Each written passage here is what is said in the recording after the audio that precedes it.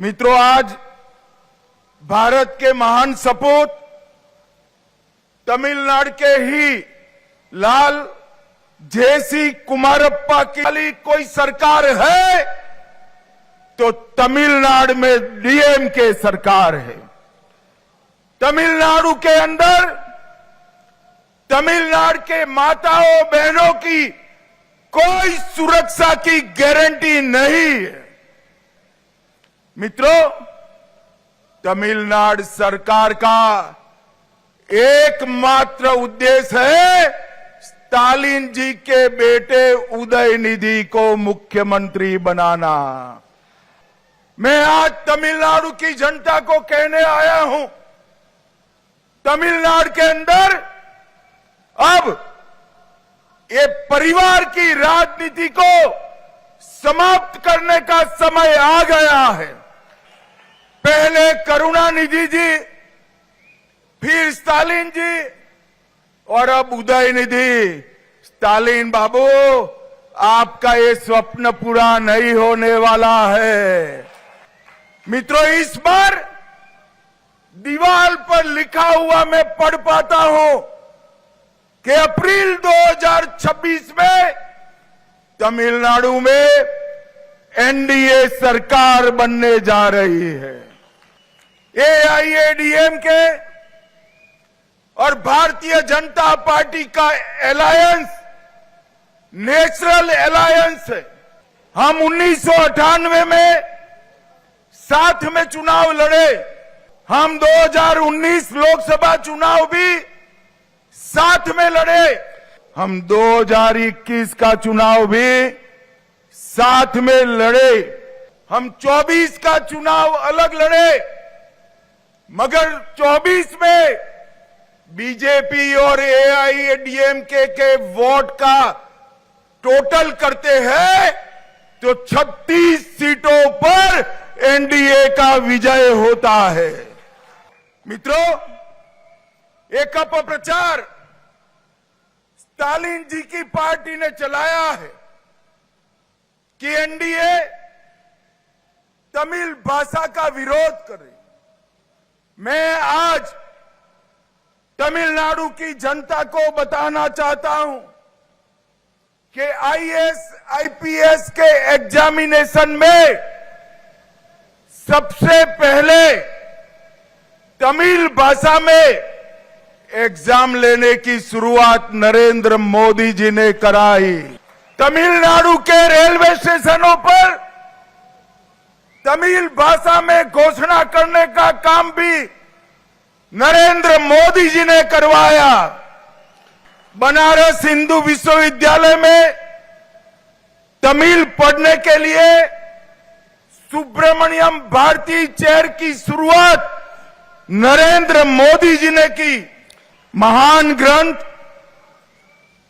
थिरुकुरल का भारत की 13 भाषाओं में अनुवाद नरेंद्र मोदी जी ने कराया। मेडिकल और इंजीनियरिंग की परीक्षाएं तमिल भाषा में लेने की शुरुआत नरेंद्र मोदी जी ने कराई। भारत सरकार ने फिजी में तमिल भाषा में शिक्षण कार्यक्रम की शुरुआत कराई और महान सेंगोल को इतने सालों से कांग्रेस डीएमके ने एक म्यूजियम में रखा था, नरेंद्र मोदी जी ने सेंगोल को पार्लियामेंट में स्थापित करने का काम किया। अभी अभी भारत के उपराष्ट्रपति पद पर हमारे श्रीमान राधाकृष्णन जी को चुनकर लाने का काम भी बीजेपी और नरेंद्र मोदी जी ने किया। भाइयों बहनों, एडीएमके सरकार भ्रष्टाचार का पर्याय बन चुकी है। उनके एक मंत्री जेल में जाने के बाद भी 243 डेज तक उनको मंत्री पद पर बिठाए रखा। भाइयों बहनों, एक नेता का नाम कैश फॉर जॉब घोटाले में आया है। Cash for job scam. एक नेता का नाम मनी लॉन्ड्रिंग के स्कैम में आया है, एक नेता का नाम रेत खनन के घोटाले में स्कैम में आया है, एक नेता का नाम कॉल स्कैम में आया है और एक नेता का नाम 6,000 करोड़ की CRIDP में करप्शन के लिए आया है। भाइयों बहनों, इतने सारे करप्ट मिनिस्टर की फौज लेकर तमिलनाडु का विकास हो सकता है क्या? कभी नहीं हो सकता। तमिलनाडु की हर योजना पर 20% करप्शन के कट मनी का लोड है। पूरा तमिलनाडु का बजट केवल कर्ज और शराब की कमाई पर चल रहा है। भाइयों बहनों, तमिलनाडु सरकार वादा खिलाफी करने वाली सरकार है। इनके शासन में कर्मचारी भी सड़क पर आने के लिए मजबूर हुए हैं। जब सफाई कर्मचारी प्रदर्शन करते हैं उन पर लाठियां चलाई जाती है। स्कूल शिक्षक रोड पर आते हैं तो 1300 महिला शिक्षिका को जेल में डाल दिया जाता है। Nurse, community health officer, anganwadi worker protest करते हैं तो 600 नर्सों को जेल में डालने का काम होता है।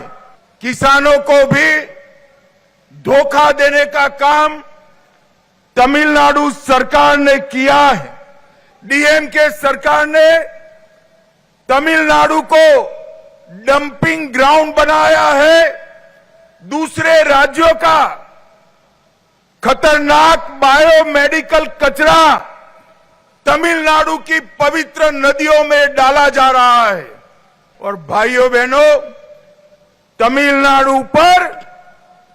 तमिलनाडु में हिंदू आस्था के, हिंदुओं के विश्वास के अपमान का सिलसिला इन्होंने चलाकर रखा है।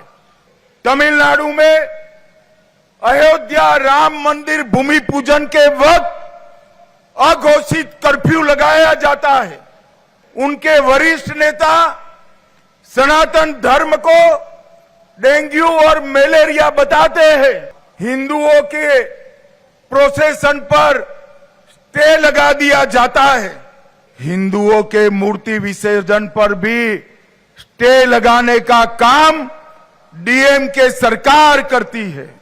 मैं स्टालिन जी को कहना चाहता हूं, हमारे संविधान की मर्यादाओं को आपने हिंदू समाज पर अत्याचार कर कर तोड़ने का काम किया है।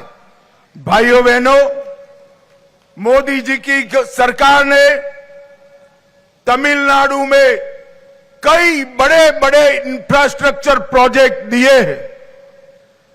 2004 से 14 तक, जिसमें डीएमके भी केंद्र में हिस्सेदार था, तमिलनाडु को केवल 1,53,000 रुपीज मिले थे। मैं पूरी लिस्ट लेकर आया हूं। 2004 से 14 में 1,53,000 करोड़ के सामने नरेंद्र मोदी जी ने 2014 से 24 में 11 लाख करोड़ रुपीस देने का काम किया है। मित्रों, 2024 से नरेंद्र मोदी जी के नेतृत्व में एनडीए की एक प्रचंड विजय यात्रा चल रही है। 2024 में हमारे नेता नरेंद्र मोदी जी तीसरी बार प्रधानमंत्री बने। 2024 में ओडिशा में पहली बार बीजेपी सरकार बनी। 2024 में ही आंध्र प्रदेश में एनडीए की सरकार बनी। 2025 में हरियाणा में तीसरी बार भारतीय जनता पार्टी की सरकार बनी। 2025 में तीसरी बार महाराष्ट्र में भारतीय जनता पार्टी और एनडीए की सरकार बनी। 2025 में 27 साल बाद दिल्ली में हमारी सरकार बनी। हमने बिहार में 2025 में इंडी अलायंस का सुपड़ा साफ कर दिया। और भाइयों बहनों, अब बारी है तमिलनाडु और बंगाल की। आज हम सब ने इस कार्यकर्ता महासंगम से एक संकल्प लेकर जाना है। 2024 और 25 भारतीय जनता पार्टी के विजय के साल रहा। 2026 में तमिलनाडु और बंगाल में प्रचंड बहुमत से एनडीए की सरकार बनानी है। भाइयों बहनों, मुझे बताइए, आप सभी लोग इसके लिए तैयार हैं क्या? मेरे साथ दोनों हाथ उठाइए, उठाइए जरा दोनों हाथ। तमिलनाडु में एनडीए सरकार बनाने के संकल्प की मुट्ठी भींचिए और प्रचंड आवाज से बोलिए, भारत माता की वंदे वंदे वंदे।